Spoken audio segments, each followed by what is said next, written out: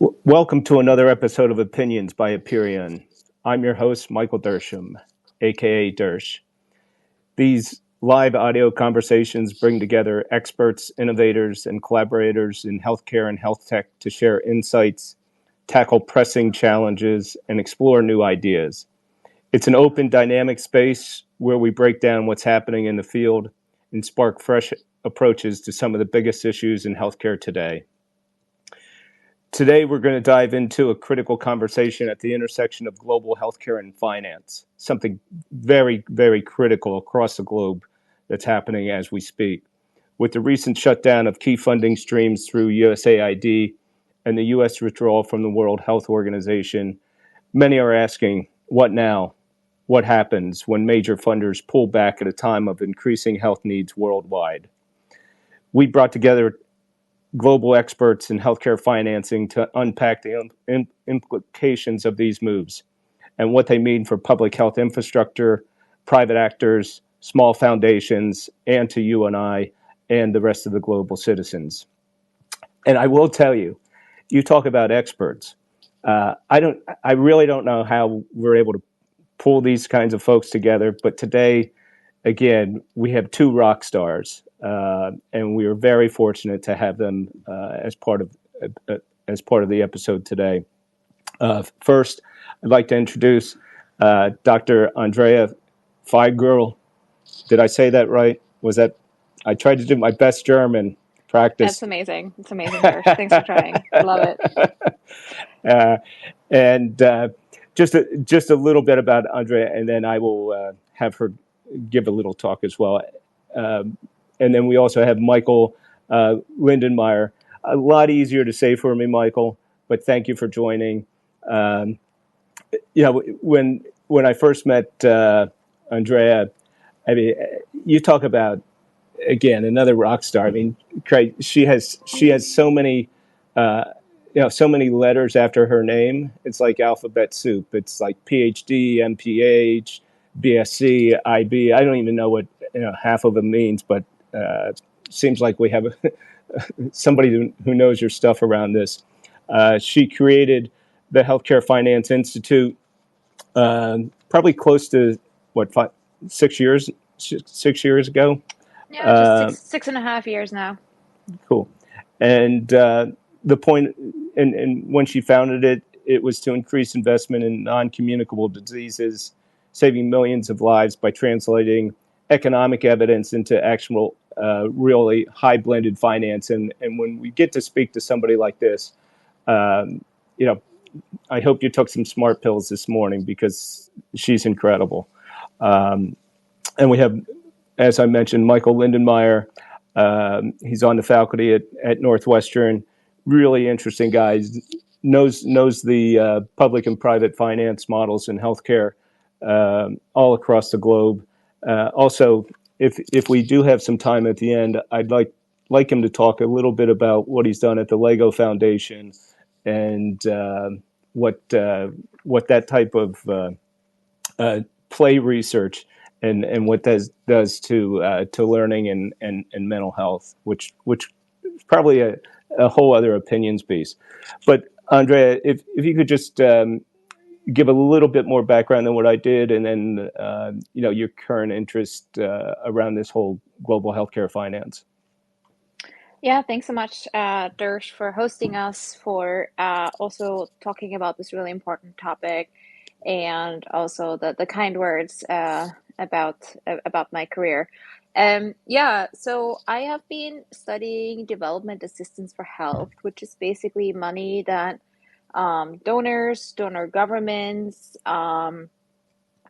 philanthropists give to poorer nations, so nations that low-income countries and middle-income countries, in order to support their health system growth.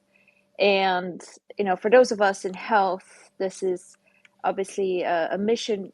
These are mission-driven funding flows. That being said, it's a key tool in our diplomatic toolbox worldwide, where we have seen that those countries that have received significant amounts of aid have not developed any conflict and have become profitable trading partners to the United States.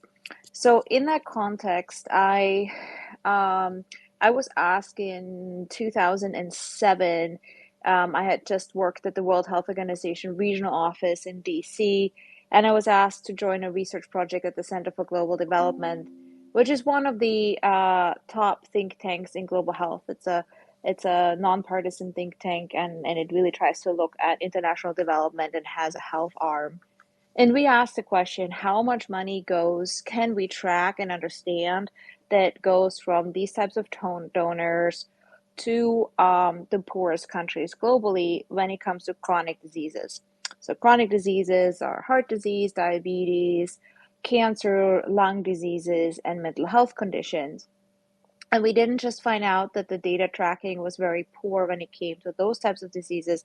We also found out that less than 3% of funding went to diseases that constituted 60% of the disease burden. Most of the funding went to HIV/AIDS, malaria, maternal and child health, and other infectious diseases. Those funding are very needed, but there's kind of a lopsidedness. So this is kind of then this was after I did my master's and pre my PhD, and I became very interested in why that is the case, what drives the political agenda, like who are the donors, how do donors influence decision making in countries, and I have really built my career around looking at how to optimize the scarce money that we're spending on health to create the best health impact and make sure it benefits the vulnerable and the poorest the most. And as part of that, after I did my PhD, I worked at Apt Global, back then Apt Associates, who had held billions of dollars of USAID contracts to, for example, help health system strengthening activities in over 27 countries. And I've seen firsthand in, the good and the bad and the ugly, but predominantly the good in terms of what development aid can do. And when I started the Health Finance Institute, it was really to make sure that evidence, so taking what we know works, is applied when funding decisions are made, when donors are making decisions, and that the voice of the countries, aka those that basically the summaries of the data of the disease burden, of the suffering on the ground, gets built into the decision-making process. So all that is to say, I have been living and breathing development finance, making sure each dollar spent on health goes the furthest, and the way we spend money on health is done in a smart way that it actually benefits health. Because as a health economist, we also have seen time and again, each dollar spent on health has multiple X's of returns on the economy. So it's not just a solidarity issue, which it is, but it's also a very smart issue, spending the money rightly and wisely on health. Gotcha. Thank you, Andrea. Michael, want to just give a little bit of short intro on yourself, and then we'll dive into some of these topics that that we want to explore. Darsh, thanks for having us on today. By way of background, I have blended private sector, public sector, and being an educator. I worked in finance in New York and London at Morgan Stanley.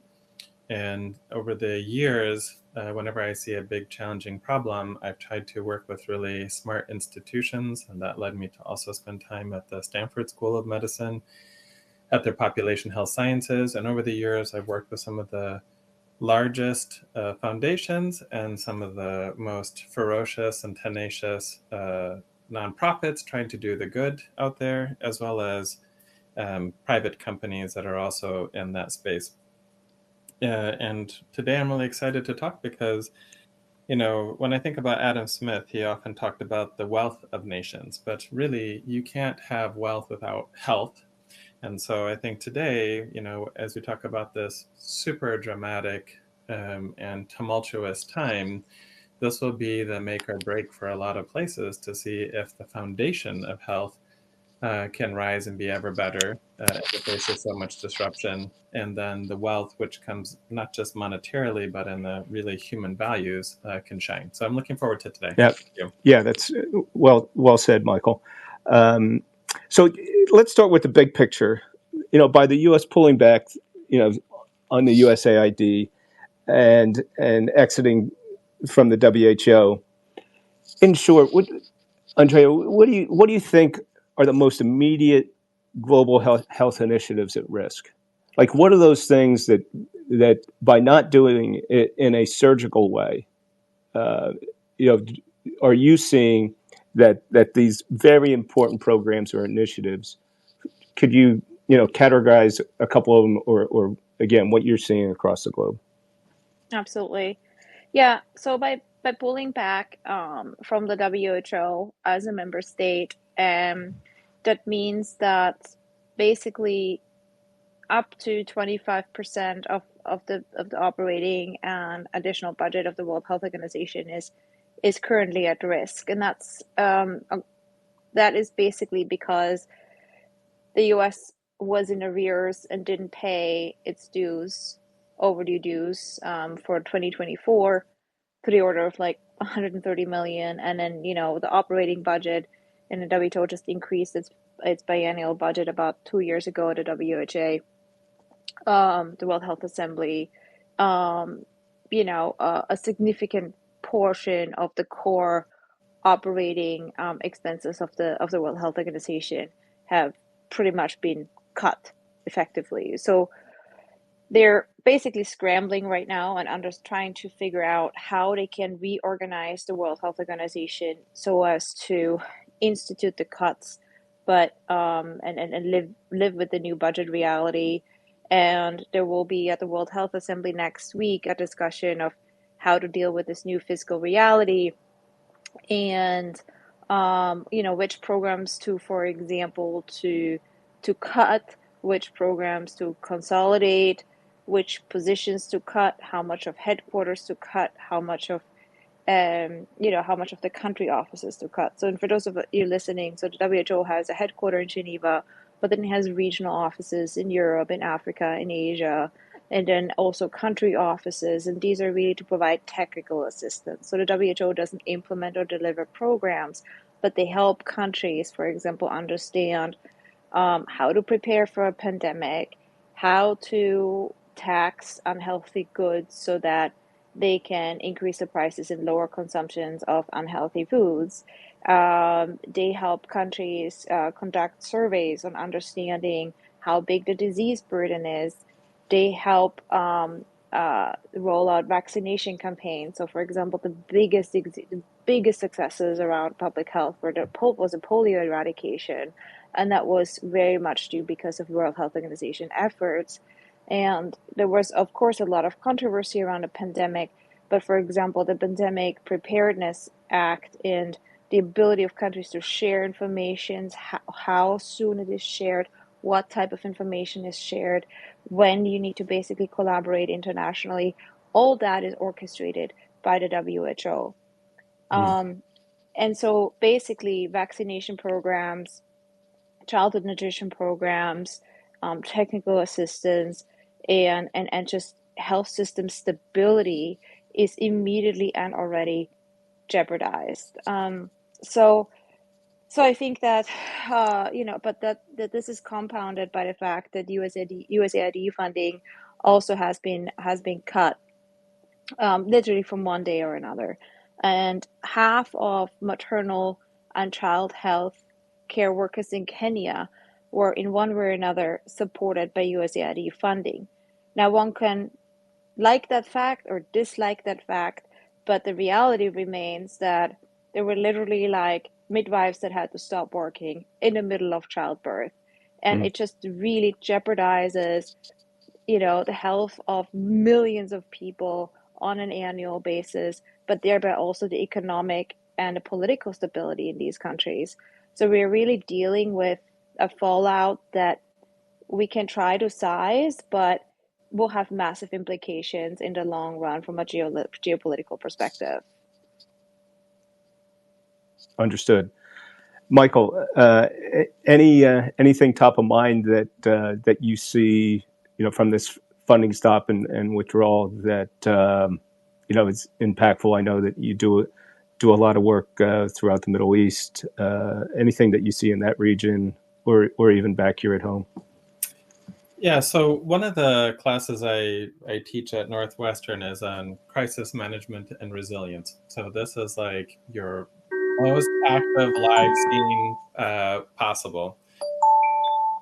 When I think about these cuts, I think about this phrase that comes to my mind, which is readiness is cheap, but response is expensive.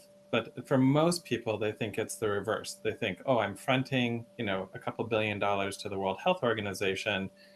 Why do I need this if I don't see danger immediately in my backyard? But the pandemic gave us a sort of a clear run at like a worldwide engagement. And at a very human level, the costs are the highest, right? Like if you don't have the right support or coordination, it can cost you your life. So I think this is something that I think about. But what's the thing that keeps me awake at night when you see this much dissolution? Are two things. One is evolution. Like bugs don't care about budget. So they're just going to get smarter and better. So the less prepared we are, the happier they are, of every variety, as well as, non-communicable diseases. So antimicrobial resistance is something that's always lurking at the edge. And once you get that, you're something as simple as a very simple cut or surgery can turn lethal. So I think these are the kind of things where you really want coordination. You want awareness. And so can it be done ever smarter? Can it be ever better? Can we try to the best of our ability, strip out corruption wherever it may be in the system? Absolutely. That's always a good thing.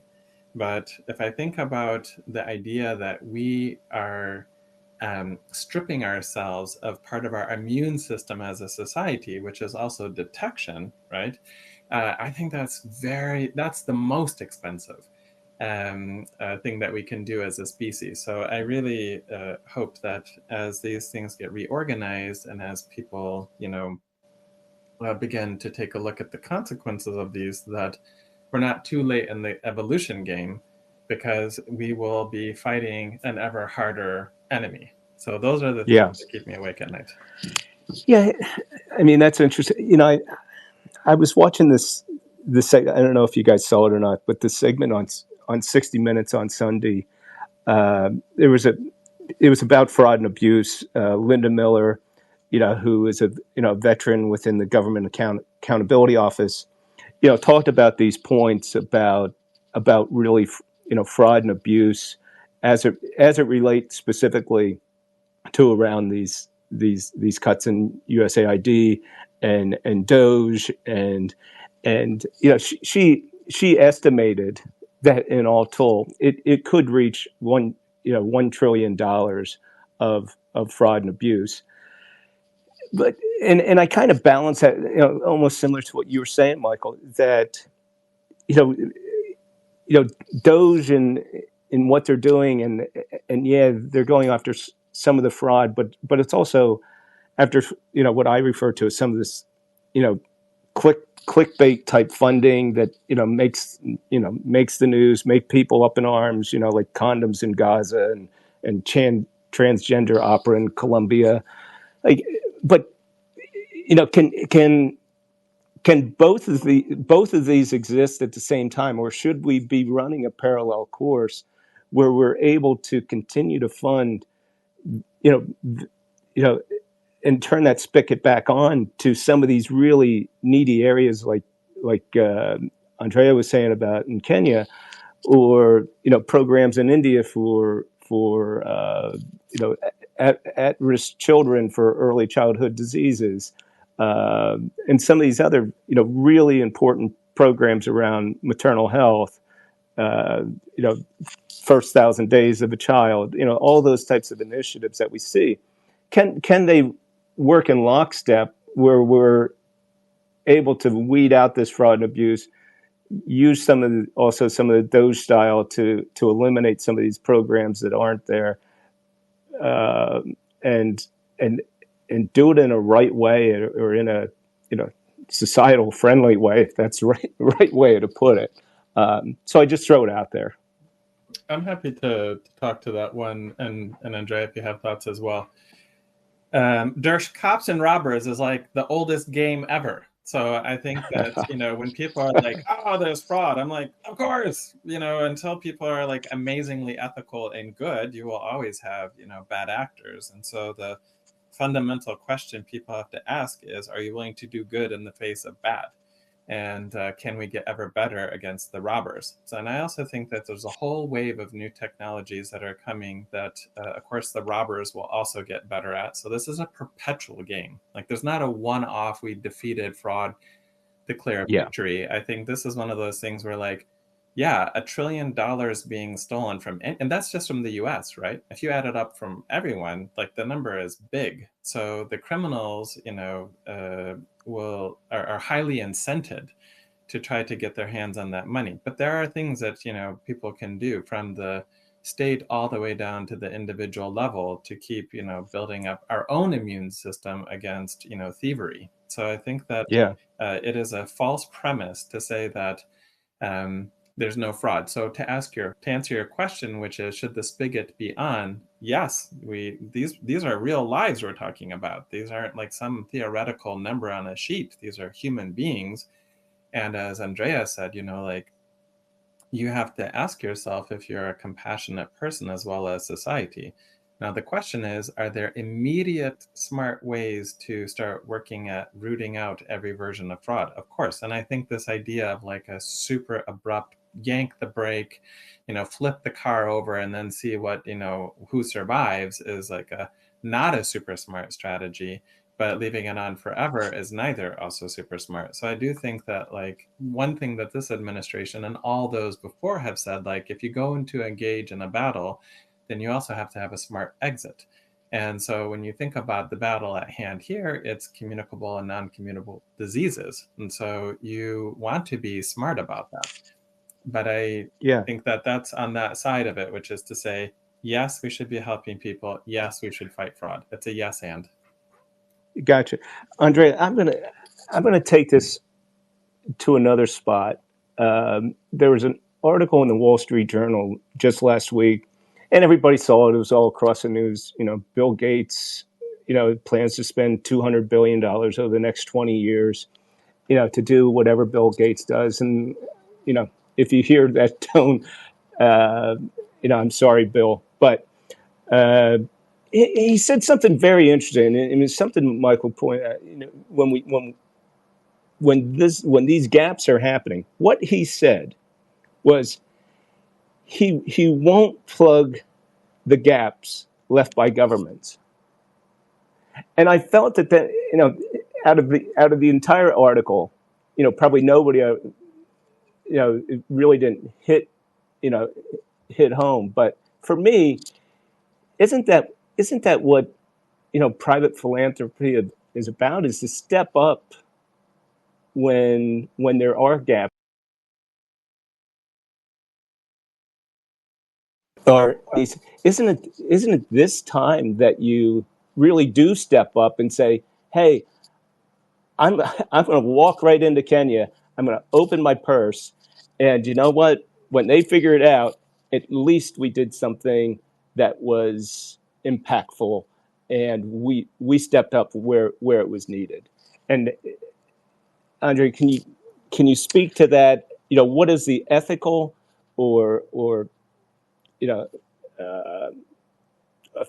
is there an ethical, realistic, philanthropic approach that these large donors like a Gates should be talking about?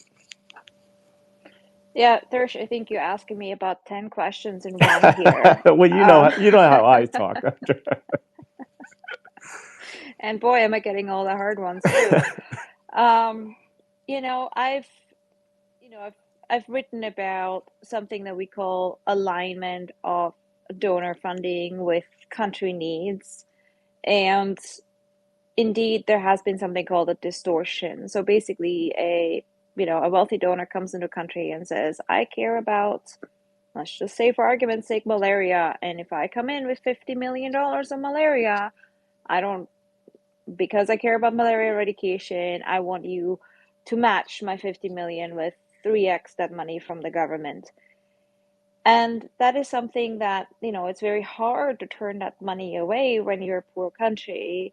But the long-term consequences can be that it distorts, it distorts who gets support, and it distorts who gets turned away. And we had these examples from South Africa or other countries we worked in where people said, I wish I had HIV/AIDS and not diabetes because then I could get treatment at the clinic. And so we have been living government or philanthropic funding, in terms of the donor funding, in a reality where diseases and not people like have been the focus of funding. And it has been very difficult to build health systems that really are universal and treat the person as opposed to a person only if and when a certain disease is present. So in the context of that, when Gates says, I'm going to step up because others are stepping out, I think that notion is commendable because No, but he was actually maybe he was actually yeah. he is actually saying the opposite. He was saying he won't plug these gaps, which was I mean, I think, the thing is, like, the notion that one rich person can lift health systems to a resiliency and funding level with the same technical expertise and prowess and long-term thinking as governments, and we shouldn't ask that of individuals, that they step in instead of government, because if we believe in sort of a pluralistic or democratic society and decision-making processes, both globally and nationally, where does that leave us, right? I mean, so I don't know what motivated that. My conjecture here is that part of it is that he has a certain agenda and certain diseases that he would like to focus on, that he thinks he has developed expertise, and given the way that international governance works, he can do that. Do I like that personally? No, I don't.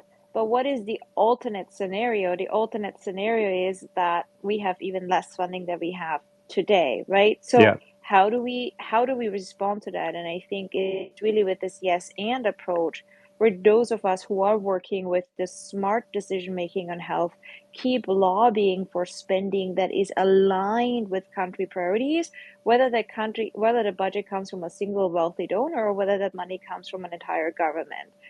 Now, again, I also don't think countries should be left off the hook. I think national governments,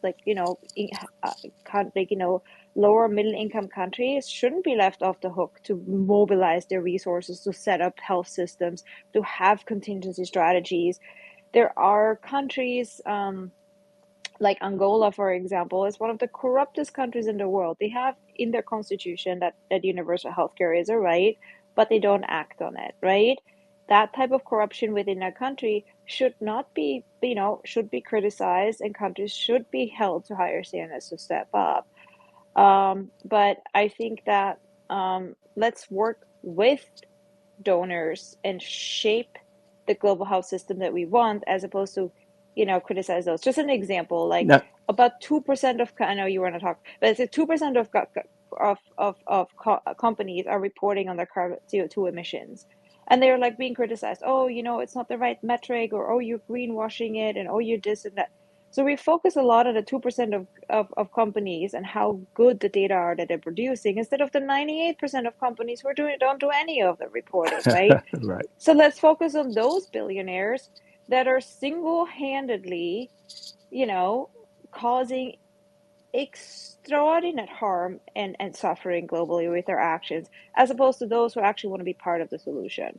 So I really want to advocate for an additive approach.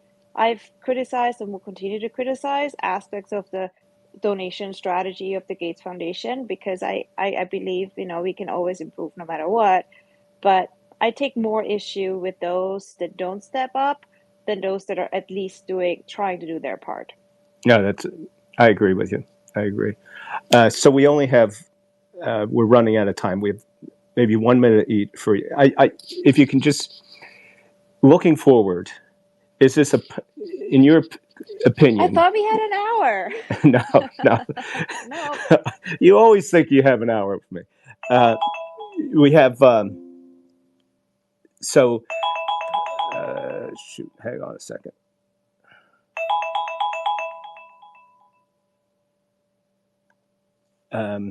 So just looking forward in your best 45 seconds, is this a permanent crisis in global health financing, or is it a temporary level setting where we are hopeful that new models and players emerge?